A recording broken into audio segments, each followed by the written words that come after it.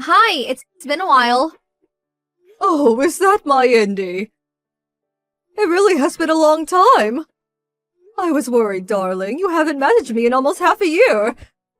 How are you? Are you eating properly? Is work going all right? Yeah, it's not too bad, I guess. I'm still only in my second year at the company, so there's always new stuff to remember. That's why I've been too busy to message you. Really? That sounds tough. Be careful you don't overwork yourself. I don't want you getting sick, sweetie. Are you okay for money? What about rice and vegetables? Do you have enough? I can send you some money or food parcels if you like. Just say the word and it's done.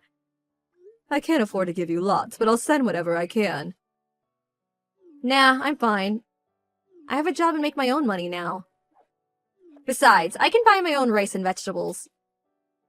You don't have to go out of your way to send me anything. I'm fine on my own. I don't really eat much of that sort of these things anyway.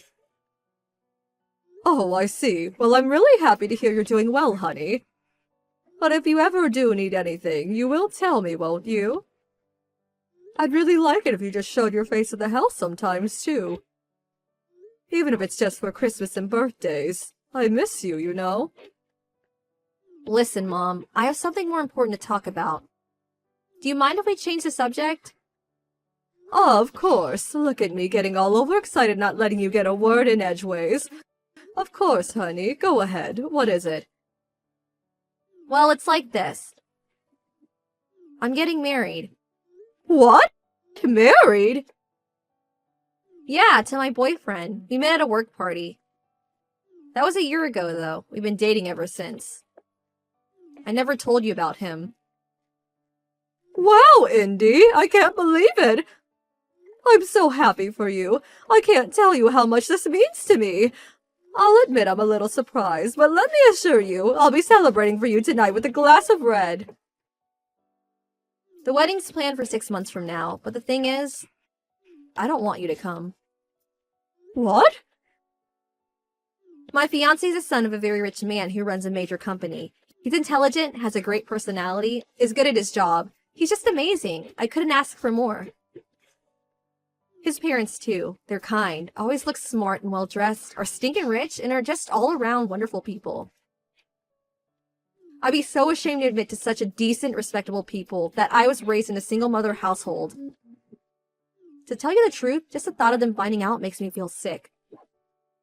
That's why I told them I have no parents, and don't know a single one of my relatives. Indy, why are you saying these things? Why would you do that? Oh my God. I've always hated you. You're scruffy and unkempt. You have no fashion sense. You slave away at your minimum wage job to bring home what amounts to nothing more than pocket change. I hated that cheap, shabby old house we lived in, too. I could never bring friends over because I felt so embarrassed. I hated it all. What? I had to endure so much, and the moment I tried to complain, I was told that it just couldn't be helped because we were poor.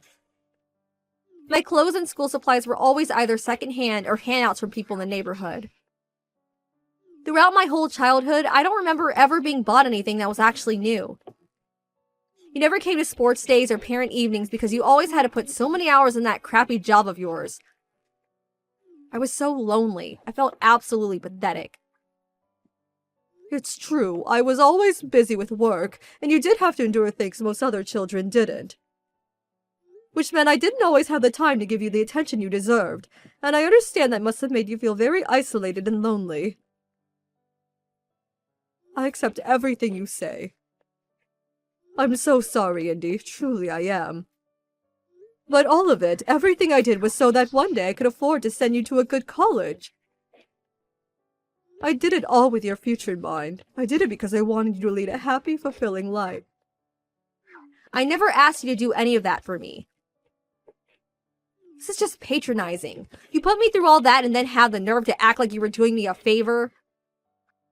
Indy. I guess I am grateful that you sent me to a good college. It did mean I was deprived of a normal childhood, though. I'd either be stuck in my room studying or out working part-time while all my friends were out having fun and meeting people. Without going to college, I wouldn't have landed my current job or met my fiancé. I guess all things considered, on balance, I am willing to call it even. That means there's no ill will, but no positive sentiment either. A flat zero. I guess that makes us more or less strangers. I think it's time for me to cut you out of my life. Cut me out of your life? Why? I'm gonna be the wife of the CEO of a major company before long. That means I'm moving up in the world. You, on the other hand, are still broke, still working that crappy job, still in that decrepit old house. How can I let people know you're my mom? It's embarrassing. Me and you are a mismatch. Socially, financially, we just don't mesh. You get me? That's why I'm cutting you out of my life. Never attempt to contact me again.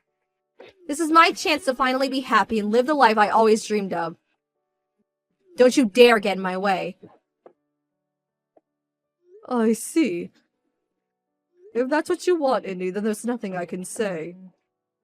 It's your life and you should live it as you see fit. But please, just remember that I'm about to tell you. Your mother will always love you, and I wish for you nothing but happiness. Who are you? I don't have a mom. Hey. How's it going? It's Indy. Indy, it's been forever. It must have been, what, 2 years by now? How have you been? How's married life? Are you happy? Yeah, I'm doing okay, thanks. Listen, there's something I want to let you know, or rather ask of you. Oh, of course. There's something I want to let you know too, Indy. I'm getting remarried. Huh? You see, I felt like a weight had been lifted from my shoulders after you went off to live your life. I suddenly felt filled with energy. So I committed to building a new life for myself. I started going to a local ballroom dance club in the neighborhood last year. I've been toying with the idea of giving it a try since forever, but I was so busy with work I never really got the chance. You? Ballroom dancing? I know, right? I had my doubts about it working out at my age, too. But when I plucked up the courage and actually went, I had a whale of a time. I made lots of friends there, too. Now we all go out for drinks regularly. Anyway, me and one of my dance partners started getting along really well. We realized we had the same interests, similar personalities. His name's Donald Silverstein. His wife passed away 3 years ago, and all of his children have flown the nest and have their own lives to lead now. So he currently lives on his own. After we hit it off at the dance club, he invited me out to dinner. Then we got together, and after we dated for a while, he got down on one knee, popped the question, and asked if I'd do him the honor of spending the rest of my life with him. Isn't it just amazing? That's why, from next year onward, I'll be called Louise Silverstein. Just hold on a sec. Does Donald by any chance have a really, really big house? Or should I say a mansion? 3 floors, acres of garden complete with tennis courts and fountains? Huge, grand, and magnificent? Huh? How did you know? You're right, though. That's my Donald you're talking about. I actually went to his house for the first time recently after he proposed to me. It really is as amazing as you say. I almost fainted when I saw the gold-encrusted chandeliers. Luckily, his butler noticed I looked woozy and offered me a seat. His daughter was one of my classmates. Abigail Silverstein was her name. She tried to keep it on the down low, but everyone knew her dad was filthy rich. Word around school was he was a billionaire. If I had to guess, I'd say it's probably true.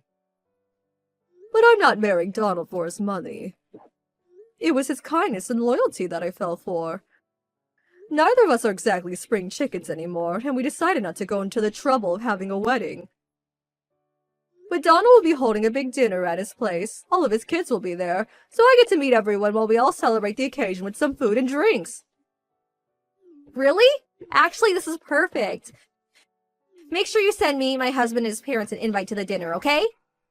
What? Why? Well, the thing is, my husband found out about you. He found out I was lying about not having any parents. He also knows I was raised by a single mother and that I broke off contact with you. Him and his parents were furious when they found out.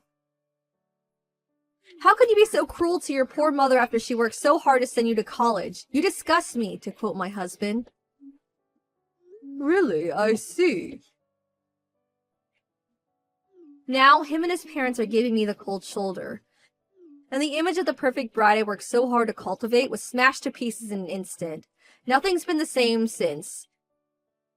He says he doesn't even know whether he wants to carry on. Divorce was mentioned. That's why I want me and you to build some bridges. Actually, that's why I messaged you today. Build some bridges? By that, I take it you mean you want to reconcile and have me back in your life. Yeah, that's it. Let's do that. I need my husband and his parents to see that me and you patch things up and have a normal relationship. They have to know you forgave me too. That part's important. I think I can make them see that. He'll stop thinking about divorce. Besides, if you're married now, I'm not so embarrassed about introducing you anyway. Especially now you bagged yourself a billionaire. If anything, I'm actually excited. You're gonna score me some major points by having a husband that rich. Plus, I think me being related to someone like Donald can only be a good thing. Now that I think about it, the merits are endless. So what do you think? You'll invite us, won't you? Pretty please, with a cherry on top? Think of it as helping your daughter out. Oh, Indy, you see, the thing is, you're not my problem anymore. Huh? What does that mean? It means no. Why should I let you use my wedding dinner to get you out of being divorced? Me and Donald aren't your own personal tools to be used and manipulated as you see fit. You're an adult now. You have a job. You're married. You're well past the age where I fix your problems for you. You got yourself into this mess, so how about you get yourself out of it? How about you get yourself out of it? You can't go relying on your mommy forever. No, wait, please. Why not? What do you mean, why not? Because you reap what you sow, Indy. Liars always get found out. I mean, seriously, what did you expect to happen when you told your husband and his family you were an orphan? This was inevitable. And isn't it just a tad selfish of you to expect me to come crawling back to you the moment it suits you? After you cut me out of your life to present some phony, made-up image of yourself to your new family. I'd be embarrassed to introduce a daughter as shallow as you to my Donald. Oh my god! If you don't invite us, he might divorce me.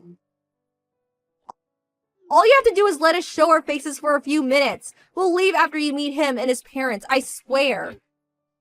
Didn't you say you wish for nothing but happiness for me? It's true, I certainly did say that, and it's still true. But it's ultimately just that, a wish. I never once said I'd have anything to do with you again. Happiness is something you have to obtain on your own. Oh my god, come on, I'm begging you here. Do you have any idea how much trouble I'll be in if he divorces me? How hard I worked to get to where I am today? I finally managed to marry into money after all these years. This can't be how it ends. It can't! Mom, please, I'm begging you. Who are you again? I'm terribly sorry, but I forgot. What are you talking about, Mom? We were talking normally until just now. Mom! Mom? Oh, that's strange.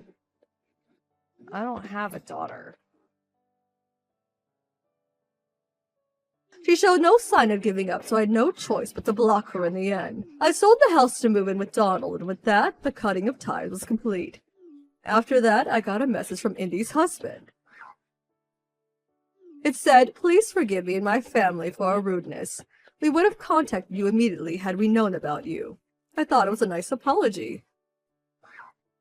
Indy's relationship fell apart over the whole lying about being an orphan thing. Eventually, just as she feared, her husband divorced her. He kicked her out in the streets, and she had no choice but to move into the cheap old apartment she stayed back in college. Her standard of living was suddenly in the gutter, and with her life crashing and burning before her eyes, she was forced into long hours of overtime to keep up with the rent and student loan repayments. I also apologized to her ex-husband for the stress and inconvenience my daughter had caused him and his family. Since then, I haven't had contact with Indy, or anyone involved with later. A year later, me and Donald tied the knot. He and his kids are just darlings who are so very kind to me. I'm the happiest I've ever been in my life, and I'm filled with optimism for the future.